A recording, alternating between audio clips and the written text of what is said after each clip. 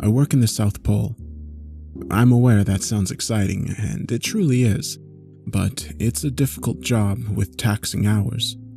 We were sent to the middle of Antarctica, with 1,000 miles of snow and ice on all sides. We worked a solid 7 to 5, and with a lack of recreation, we typically do 18-hour days.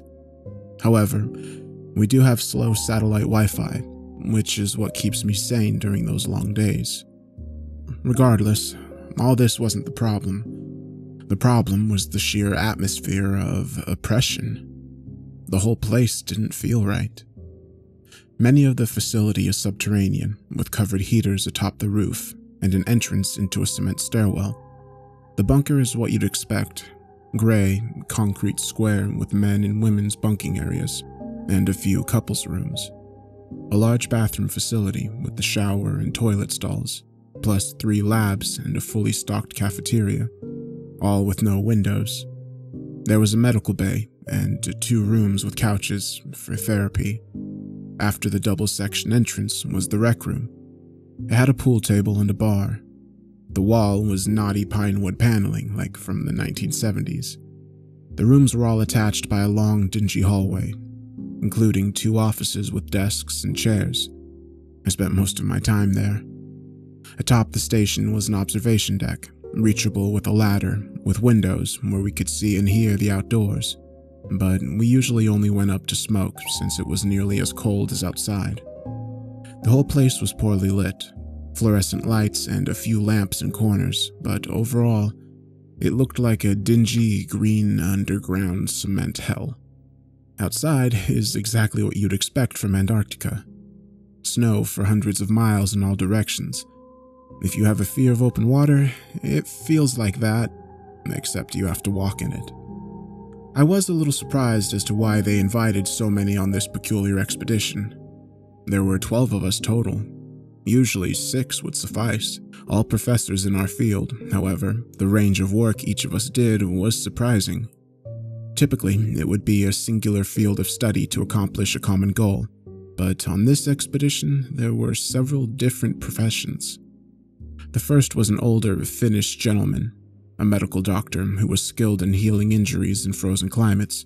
The next was a physicist who was as surprised as us to be in the South Pole, for their work is often theoretical, and when in practice requires a team in and of itself. The next 2 were a British husband and wife team, both geologists. There were 3 men in their 30s for maintenance and driving, specialized in sub-zero conditions and masters in any repair field. Also, there was a biologist, a young black lady who wore her hair in a bun and kept her lab coat on at all times inside. She was all work and no fun. Then there were 2 therapists. Yes, therapists. The first is what you'd expect, a middle-aged lady with blonde bangs and a clipboard, always wearing a warm smile. The other, well, he was a tall, lanky fellow. He was gaunt and his hair was jet black. Honestly, I had no idea why he would be a therapist. I myself was intimidated to even say hi to him. I never saw anyone join him in therapy unless he specifically asked them. I usually tried to avoid him. There was another man who I assumed was the cook, until I saw we had to make our own meals. He was an odd, mousy-looking fellow. He didn't speak to anyone, and when I tried, he would simply ignore me. I maintained that he would be my favorite person on this expedition, since he kept 100% to himself. Me? I was the chaplain. Yeah, I know what you're thinking. There are half a dozen professionals here, and they need a chaplain. Well, I didn't think it made sense. But when I was contacted by the organization funding the trip, I didn't argue. They were offering a lot of money, and in my line of work, that is a rarity. The expedition was to be 6 months, and we were to each conduct specific experiments. I don't know what the others were assigned, but I was to journal on the religious implications of the expedition and provide any counsel for all the other participants on the trip, of any sect or faith. The counsel assignment I didn't have a problem with, but the journaling? That's the kind of thing college freshmen journal on in Theology 101. Either way, I was getting paid, so I sucked it up and spent the rest of my free time downloading movies and games to pass the long hours in between counseling. Surprisingly, a lot of people came to me for religious discussion. I won over the maintenance guy's approval when I cracked open a beer with them and talked Catholicism on the old red rec room couch. I'm a Protestant minister, so they were a little standoffish at first. We became fast friends, and even though I couldn't bless them or give confession, I think it helped ease stress to feel like they could disclose matters of faith as well as just have a fun conversation. Either way, I got along with everyone after enough time. The physicist was a staunch atheist, so we played pranks on each other frequently. I would hide his laptop out of easy reach, blaring, "Jesus, take the wheel." And he would wake me up half the days with No Church in the Wild. I considered him my second best friend in the compound, even though that song did give me chills when I thought about how far away we were from civilization. My best friend was the odd man. He was always around the rec room when I was, and he never spoke. He wore an orange hoodie and jeans indoors, and always seemed like he was drinking alone at the dimly lit makeshift bar.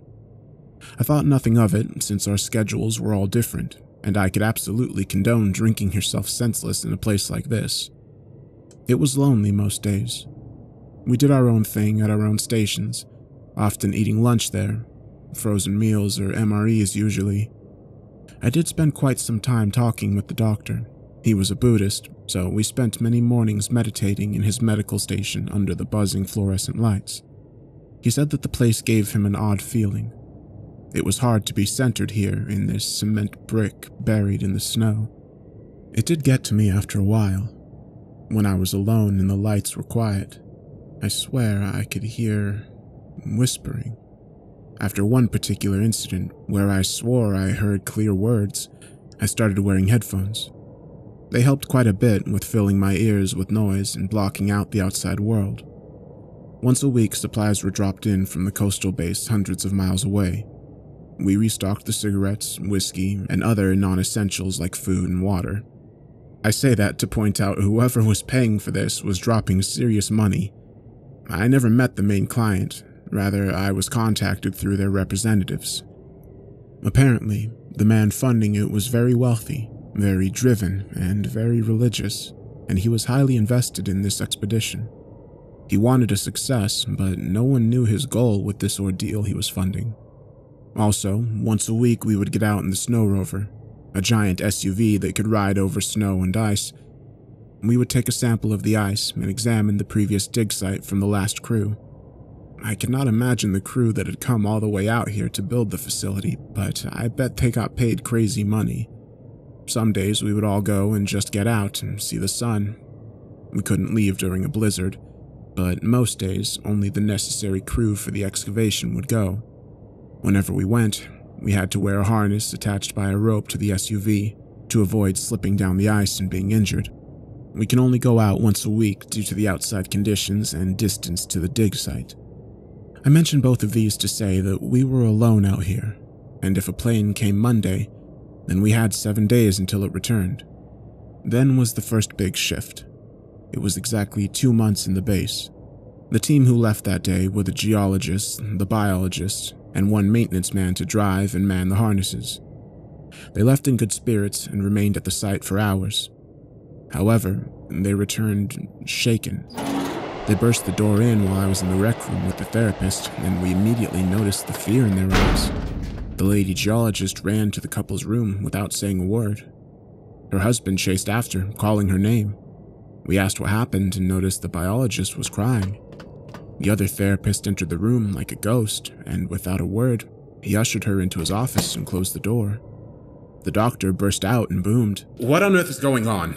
I don't know, said the first therapist. She was anxious, as was I. "Where's Jack?" The maintenance worker who drove the SUV. "Wait, where's the car?" I inquired. Opening the door to the outside, I saw nothing but our flag, a long set of footprints and miles of ice gleaming in the sunlight. We sat for what felt like hours in the rec room, all of us who didn't go on the field expedition, that is. The others were in the tall therapist's office. Panicked voices could be heard behind the doors. Finally, they all exited. The geologist went to their room without saying a word. The biologist sat on one of the empty folding chairs. The therapist stood behind her, hands on the back of her seat. She had clearly been crying since she returned. We got there ahead of schedule, she started, gathering her composure. The dig site. We arrived at 0700 instead of 8, so we got to work early. At first, all was fine. Jack was in the SUV, minding the harnesses. I was chiseling away at a small patch of ice when I heard the others call down from below. We looked at her, hanging on her every shaking word. She continued. I slid down to the base of the hole, about 30 meters down, I think. They had struck a hard surface. We all dug together and pulled out a massive lockbox. Immediately, we assumed it was left from the last dig, but the design was old. It looked like something from World War II. It was heavy and sealed shut. We tugged the rope to signal Jack, but there was no response. We started calling out for him, but he never called back. We couldn't see him from our vantage point. After a solid 10 minutes of screaming, we made our way up the hill using our tools. We used an extra length of cord to pull the box up. It took all 3 of us, but we got it up. When we reached the top, Jack was nowhere to be found.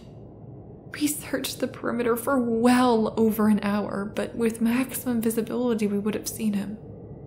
We checked for holes in the ice and signs of footprints, but his earlier tracks never left the side of the SUV. We loaded the box in the back and kept searching. We noticed something then. Something we absolutely should have seen already. When we climbed atop the vehicle for a better vantage point, we saw a massive, single message in the snow. Run.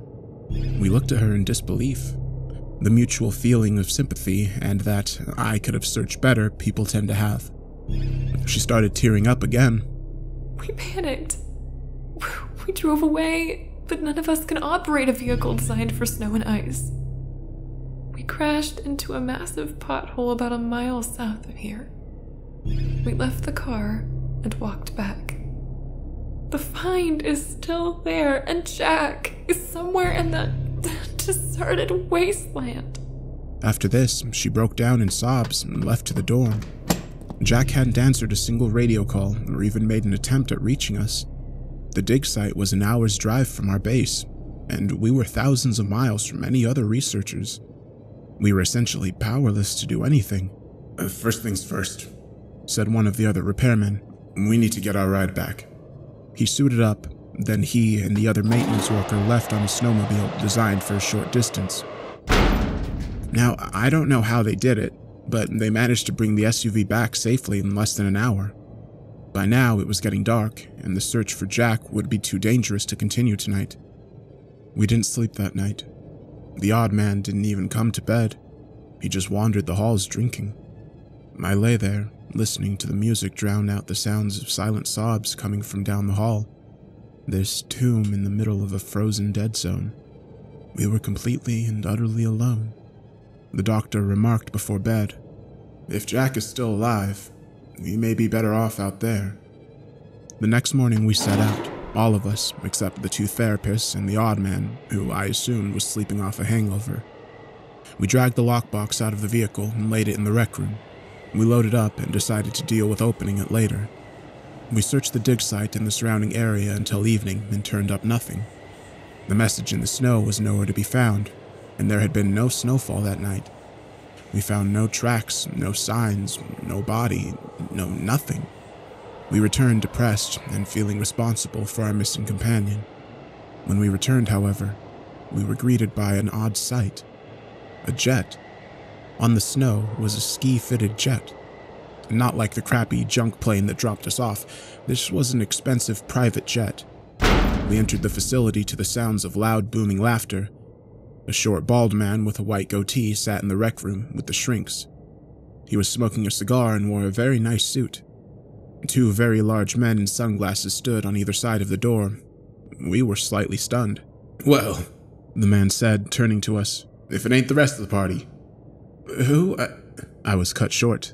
Allow me to introduce myself. He stood, extending his ringed hand. Earl. Pleased to meet you all finally. We took turns awkwardly introducing ourselves, realizing this must be the guy in charge. He invited us into the cafeteria to have an official meeting. This was the second weird shift in the trip. He offered condolences in regards to Jack and expressed that it was no one's fault he went missing. As for the message in the snow, he said, lowering his voice, I would say this whole place tells you to run at some point. Don't let it get to you. He finally revealed his focus of the expedition, that we were to discover any signs of past visits man had ventured. He also expressed that he wanted to colonize the South Pole, but needed to know the psychological effects of people living here. That's why he sent the 2 mental health associates and a minister. He pointed at me saying this, making me feel exposed and awkward. He again thanked us and sent us to bed after the best steak dinner I've ever had.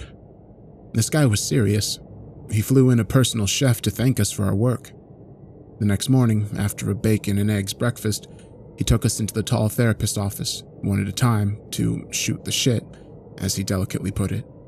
When it was my turn, he was very respectful, a gesture I appreciated when no one knows I'm a minister, but it feels forced at times when there's pretense. How are you, Reverend? He asked softly. Well, I replied, not sure how to answer that question in light of the past days. I'm glad to hear it. He smiled at the ground. Son, I'm gonna level with you. You're the most important person here. How's that? I inquired, wondering if he's flattering me or not. Well, he started, looking for the right words. This trip is more for psychological research than anything. What? He cut me off. We wanted a religious figure and at least 2 therapists to log the mental strain on living out here. We want to build a new civilization, but we have been testing different groups in small segments of time. Why me? It was the foremost of many pressing questions. Well, he said, smiling, I'm a Methodist boy myself, but I picked you because of an article you wrote a while back. You said in the final line that you have the same philosophy as me. What's that? I inquired, as I had written a few articles in my time and wasn't sure which one he meant.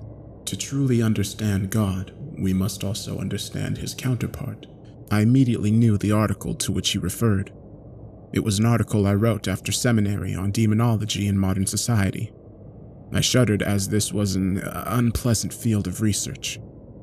Either way, the man had done his work on me, but I still wasn't sure how a short article on demons qualified me for a mission in the Antarctic. I left the room with Earl, and we proceeded to rejoin the others. We predominantly listened to him rant on, rather than talk amongst ourselves. We just didn't feel right. We were here, in the warmth, while this man was bellowing on, and our friend was out there, cold and alone. I overheard many times the biologists and geologists ask to leave. At their first request, they were simply brushed off, but by the last request, he sternly reminded them that they were under contract. They resolved themselves to their rooms after that. Earl left that night, with the instruction to report our findings, if there were any. He then boarded his plane with his bodyguards and left promptly. Before bed, I swear I heard whispering from the observation deck, but when I went to see, there was nothing. The next day, a massive blizzard rolled in. We resolved that Jack had died in the snow outside. No person could survive a sub-zero blizzard after 3 days. This is officially where things went bad. We decided to open the lockbox. It was sealed by metal welding all the way around. It took a little while, but the other 2 maintenance men used blowtorches on the chest until it finally came free. They strained to pull the lid off its container. We gathered around close. I found myself closest to the box. They flipped the heavy lid over, which shook black soot loose from the chest. We coughed, and when it cleared, we saw the contents. There was nothing. Or at least, nothing important. We found a piece of string, a thimble, and salt scattered about. We sat there rubbing our heads and looking at each other. We discussed why this would be out there in the ice, so many layers deep. We talked a little while until I noticed the physicist leaving. He was pale as a ghost, so I chased him to ask what was the matter. Hey! I shouted as I caught up to him in the dorm. Are you good? He stood there shaking his head. After a long pause, he responded, "No." "What is it?" I was curious as to why he was acting so strange out of nowhere. Meanwhile, I saw the other 2 participants walk down the hall to the cafeteria. Only I noticed that the man in the orange hoodie was nowhere to be seen. My thoughts were shaken when the physicist spoke up. "Did you see the word on the lid?" he asked quietly. "No." I was confused. I must have missed it. "Can you read Hebrew?" he asked, choking back tears it sounded. "No," I replied. "I studied Greek." "Wait, can you?" "Yeah, I'm Jewish. I was. I can read well enough Hebrew at least." His voice shook. "I wish I couldn't." "What did it say?" "The book," he said as a tear rolled down his face. I had never seen him like this before, and frankly, I was a little scared. "You can't buy into that." "No!" he shouted, cutting me off. "You know as well as I do that this place is wrong. It does things to you. God, the first week I chased footsteps around the shower every morning only to realize I was alone every single time. Listen." I placed my hand on his shoulder. "We're going to be okay." I wish I could say I was telling the truth, but that box did have some sort of weird feeling around it. That night around 2 a.m., I woke to the sound of footsteps. They were so loud, I heard them over my headphones. I went to check around, and no one was awake besides me. I heard soft sobbing from the couple's room, but I knew better than to disturb them. They had it pretty rough right now. As I returned to my bunk, I walked by the cafeteria and caught something awful. I turned to see the most horrendous sight I've ever seen. All the chairs and tables were scattered and flipped. Food was smeared all along the walls and ceilings, and utilities and appliances were scattered about. In the center of the floor was a massive rusted steel cross, and nailed to it was Jack. He was soaked head to toe in blood, and his eyes looked as if every vein had burst. Barbed wire covered his arms and legs, and nails were driven through his wrists and ankles. He was bald and thin, and when we made eye contact, he shook violently. Then he screeched through spattering blood, "Belphegor!" Now it was my turn to lose control. I fell backwards and slid on the tile. I must have been screaming my lungs out, for everyone poured into the hallway, asking in confusion what was happening. I'd urinated. I pointed to the cafeteria through tears and panicked breaths. The inside was totally normal. Nothing was out of place. No cross, no Jack, no destruction. The last thing I remember was showering and opening a bottle of Jack. It was only 3 hours later I awoke in the rec room, covered by a blanket. Jane, the therapist, was asleep on the opposite couch. She was sweet through all of this, and I'm sure she was disappointed in my lack of professionalism. I was still drunk when I stood. Everyone was still asleep, and the blizzard still blasted our compound. I wandered the hall and heard sobbing from the couple's room again. I realized in my stupor that they may need help. I knocked softly on the door, but the crying continued uninterrupted. Before I could knock again, I had to resolve myself to the toilet. I ran and vomited into the bowl, now feeling slightly more alert. As I stood wiping my mouth, I caught the brief glimpse of a figure leaving the bathroom. It was dark and tall, but I couldn't catch any more details. I finally had enough and returned to my bunk. I fell into a restless sleep that night, but I slept nonetheless. I woke the next day to someone shaking my arm. "Wake up!" My vision focused to see one of the maintenance men. "Power's out, and people are missing." I stood groggily. He turned to the hallway where I could hear voices in the cafeteria. I saw the only other person in the room was the physicist. He was facing away towards the wall. "Come on," I slurred. He didn't stir, he just laid there. I only left because I saw him breathing. I walked into the cafeteria. It was lit by emergency candles on the tables, where I saw the biologist, Jane, the doctor, and the 2 maintenance men.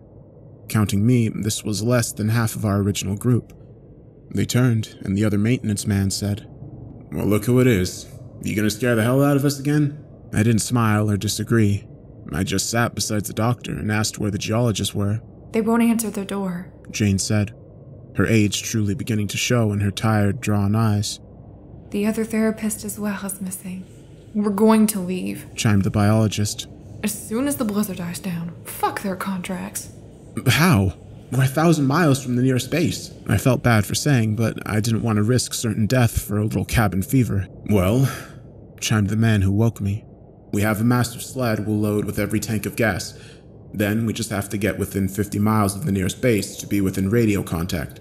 We have GPS. We'll drive in shifts. We'll take our time as to avoid pitfalls. Is this agreeable? I asked the doctor. Everyone nodded in agreement. In that case, he continued, I suggest we spend the next few days together, hoping the missing members return, and if not, then... I spent the next day sitting in a daze. I had no clue why we were all so distraught. We all layered up in the dark and hunkered down. We made small talk in an attempt to fill the void. The dancing candlelight played tricks on our eyes, and the dark was oppressive. The 6 of us sat there, just sitting, just waiting. Finally, around 6 p.m., Jane suggested we check on the geologists.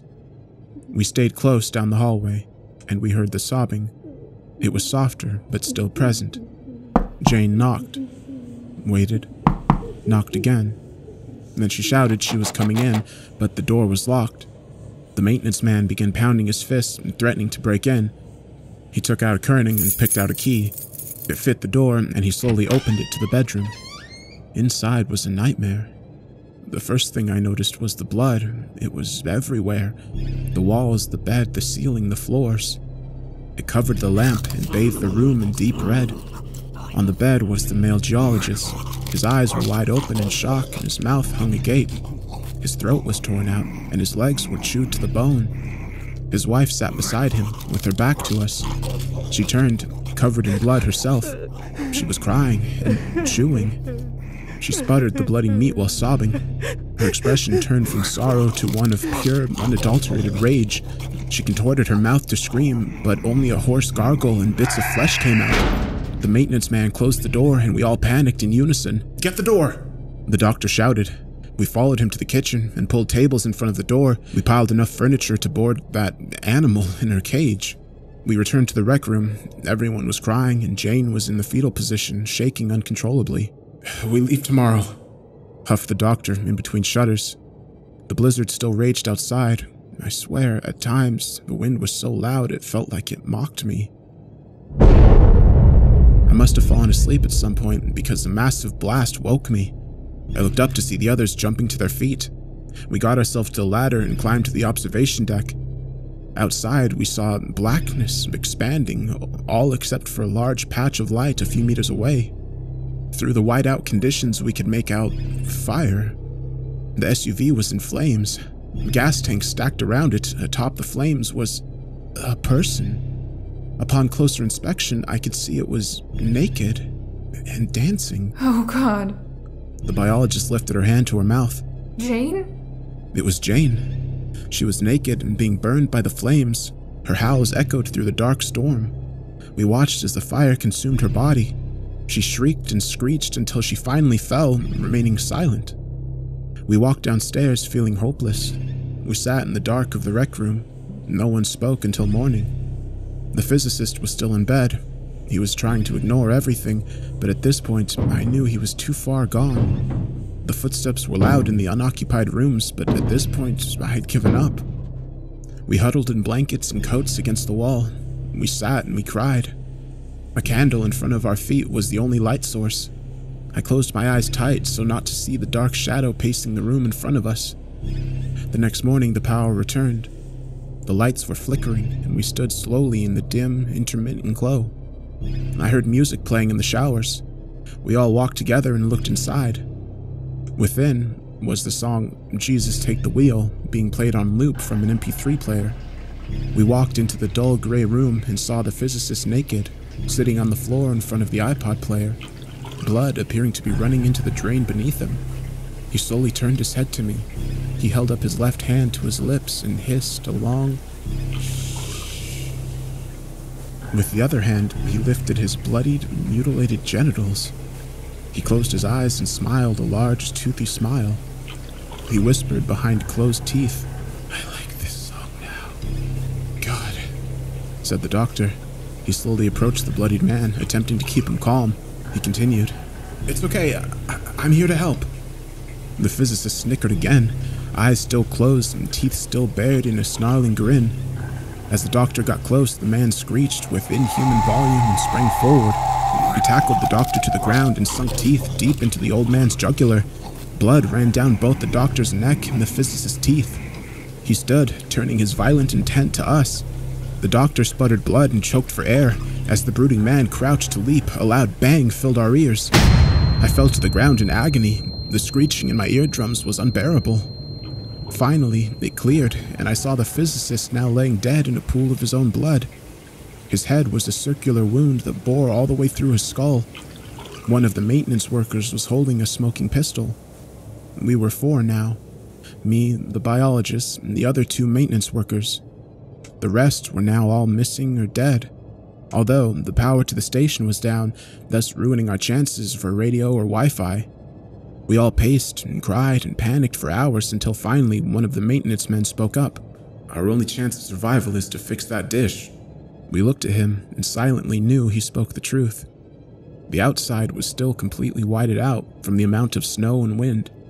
"I'll go," spoke one of the men. "We'll go together," said the first. The biologist and I knew we could not argue. We watched them in their coats leave into the unforgiving blizzard. We waited for what seemed like hours, searching for radio signals and Wi-Fi. Finally, it came back. We smiled for the first time in a while and prepared for the men's return. We sat and waited, and waited, and waited. We didn't say anything, but we knew. We knew we were the last. She fell asleep in my lap after we cried ourselves tired. Before I closed my eyes, I swear I heard the giggles of a child. I woke sometime later. I was utterly alone. I yelled for the biologist. I searched each and every room until I found the last thing I wanted to find.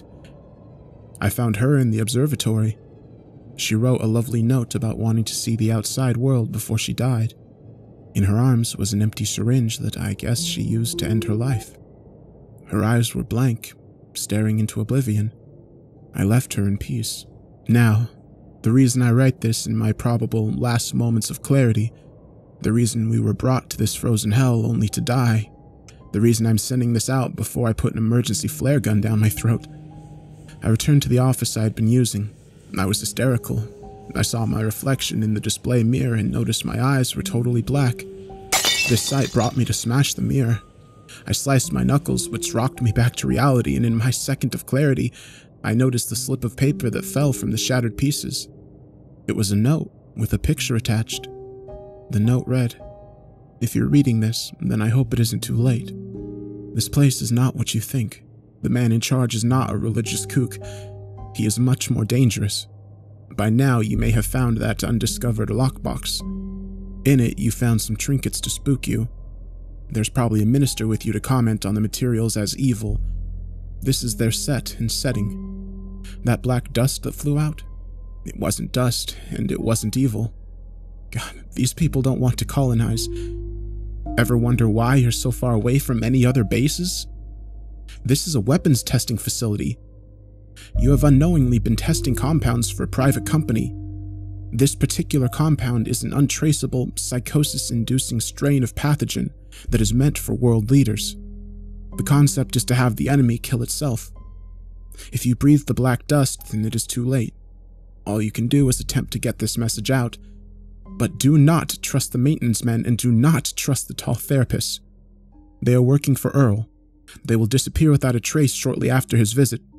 They've logged your behavior, so even if the blizzard, which I assume you're already in, subsides, you'll be found and killed if you escaped. I'm so sorry. I lost my entire team. I wish you never would have come. I'm sorry, Dave. The picture attached was what I assume was the previous team. In red ink, a man circled and labeled me. In the picture was a mousy man in an orange hoodie and jeans.